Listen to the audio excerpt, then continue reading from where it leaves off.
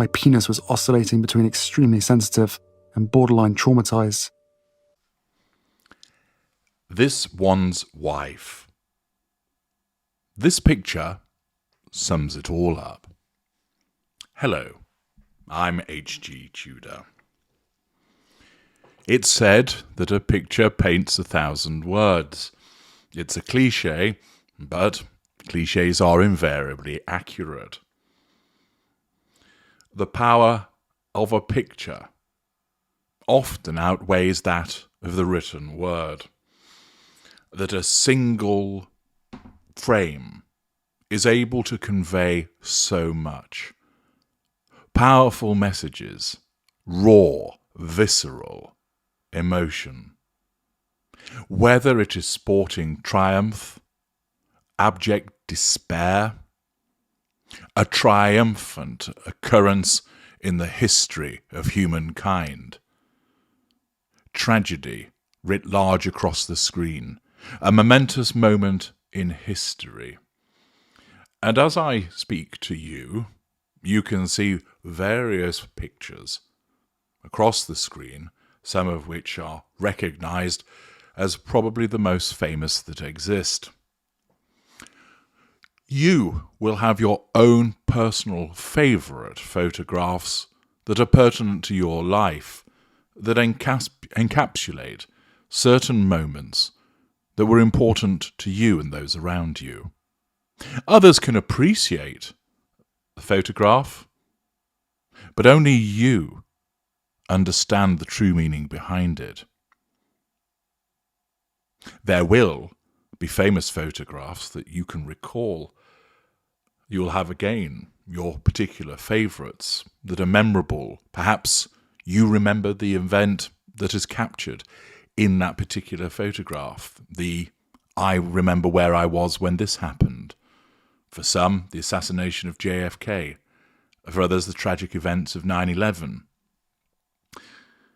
Where they were when they heard the news about the moon landing, or that they watched it on television. The photograph, the picture, is a very powerful medium, and it covers so much of a range of the human condition and human emotion, ranging from ecstatic joy to utter misery, despair, and being devoid of hope. Whether it's war, famine, sporting occasion, the celebration of the war coming to an end, the fall of a dividing wall, pushing new frontiers in conquering space, encapsulating a wonderful moment between two human beings, capturing an awful moment between two human beings. Photographs encapsulate so much and send a powerful message. They enable you to understand in a glimpse what's going on.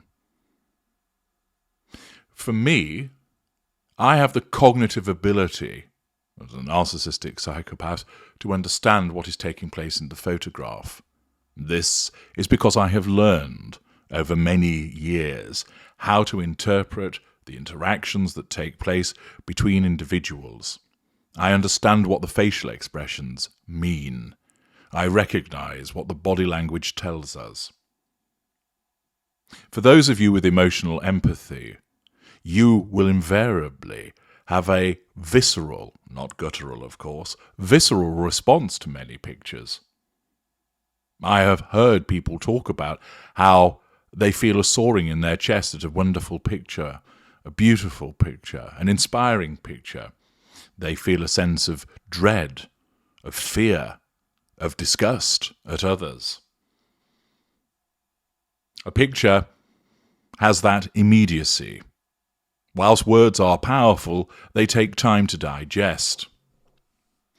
Nevertheless, as you have seen with all of the various images that have appeared on the screen, there is such a range that can be covered.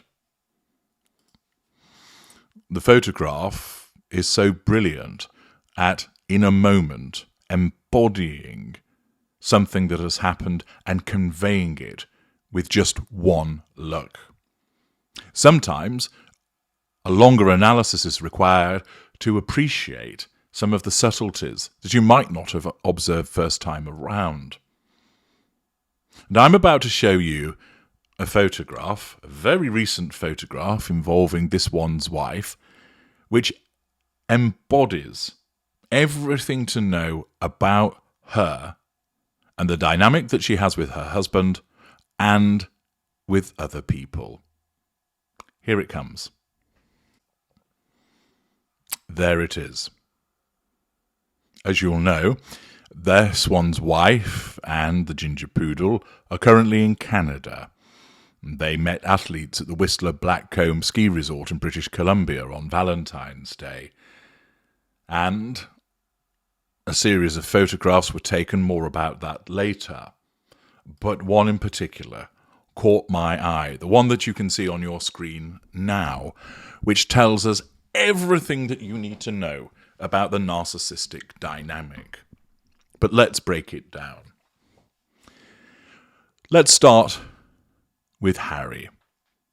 There he is, shaking hands with an unidentified individual. A courteous greeting, the handshake being one of the widely recognised ways of greeting somebody, particularly when you don't know them that well. It's a relatively formal gesture, courteous and respectful. But note that even whilst he is shaking hands with that person, he has been upstaged. And this is what we have seen happen to Harry again and again and again. That he is told of his place, which is, I'm first, you're second. You might have been a royal before me, but I'm the real power of the throne here. Thus, Harry engages in that courteous act of shaking hands with somebody that he's meeting, possibly for the first time. And his reaction sums it up. Head bowed, slightly slumped, an individual who knows that he is second best once again. There's no indignant reaction from him with regard to his wife's behaviour. Oh no. Like the simp he has become, he just accepts that this is his relegated role, that he's a bit part player in the film of this one's wife's life. Head down, staring at the floor, still holding on to the hand, which shows the immediacy by which this one's wife has interrupted the interaction. As for this one's wife, well, I don't think you'd be able to find a better picture that just demonstrates what an unpleasant and self-absorbed and publicity-seeking, fuel-hungry narcissist that she is. Harry has been engaging with someone else. That means that it's not about her. That wounds her, and immediately her fury ignites to propel her to do something to bring the spotlight back onto her. She'll also be fully aware, of course, that there is a film crew and photographers present, and therefore the narcissism needs to ensure that the facade of the huggy, kind, down-to-earth Duchess is maintained. The facade management will not allow the ignited fury to appear on this occasion, keeping it under lock and key. And therefore, even though she is propelled to take action, the facade management kicks in.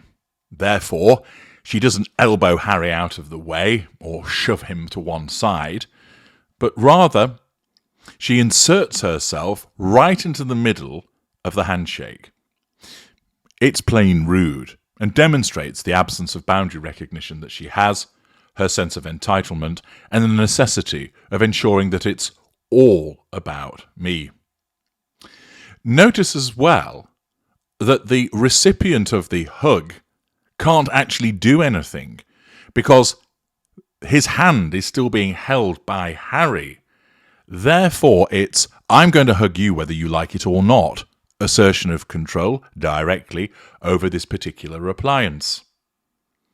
That person might not want to have been hugged. He doesn't necessarily know the Duchess of Sussex. It's an intrusive move. But you'll also see that it isn't a natural move of hers either. If you look at the positioning of her feet, they're facing towards the camera, and she's had to twist awkwardly. That shows that she's not even stepped forward to properly embrace this individual in a hug, but such is the necessity of speed that her feet remain planted to the ground facing forward as she's twisted herself into the handshake. This shows the level of desperation that she has to be included, to be the centre of things, and relegates her husband, showing no emotional empathy for him, interrupts the handshake, showing no emotional empathy for Harry or the other gentleman, lays her hands on this other gentleman, which again shows no emotional empathy for him or boundary recognition, subjects him to a hug even if he doesn't want it, and of course ensures that this is all captured by the cameras as part of her facade management of the kind, huggy Duchess of Sussex. It is unnatural and shows once again that there is no emotional empathy about this woman, that whatever she does is stage manufactured by her narcissism. And this picture brilliantly encapsulates her narcissism in action by showing you her sense of entitlement, her absence of emotional empathy, the lack of accountability for her behaviours, the awkwardness of those behaviours, how they're incongruous. It demonstrates her lack of boundary recognition. It shows the manipulations that are being used, belittlement of Harry to keep him in check, just a slight devaluing behaviour there and then, just momentary, but enough, and you see his reaction to it. It's like a naughty puppy that's been scolded. And a benign action towards the unidentified gentleman by giving him a hug. We also see the facade management. Thus, we know there's been a threat to her control by the handshake taking place, and then she's responded to this threat to control by asserting control over both Harry and this gentleman whilst managing the facade. So much narcissism embodied in just one picture, and a brilliant opportunity for me to break all of that down for you just from one picture. Now, of course, there will be the odd critic who will say, oh, you're reading too much into it. No, I'm not, because you must remember this. I have examined so much evidence in relation to this one's wife to demonstrate that she's a narcissist. This allows me thereafter to interpret everything that she does through the prism of her narcissism. It isn't a case of reading too much into what's going on here. It's simply, this is an interaction between her, Harry, and the unidentified gentleman. And because she is a narcissist, we know that her interactions with other individuals are governed solely by her pursuit of the prime aims. She must control, she must draw fuel, she may obtain character traits, she may obtain residual benefits.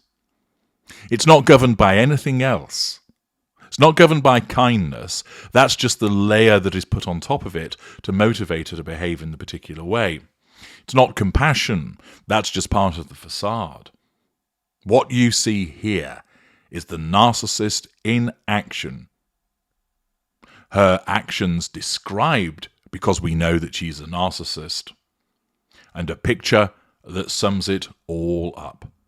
That Harry is only ever a bit part player in the marriage with his wife, that she must always be front and centre, muscling him out of the way, that she must manage that facade and continue to demonstrate what a complete narcissist she is. I'm H.G. Tudor. Thank you for listening.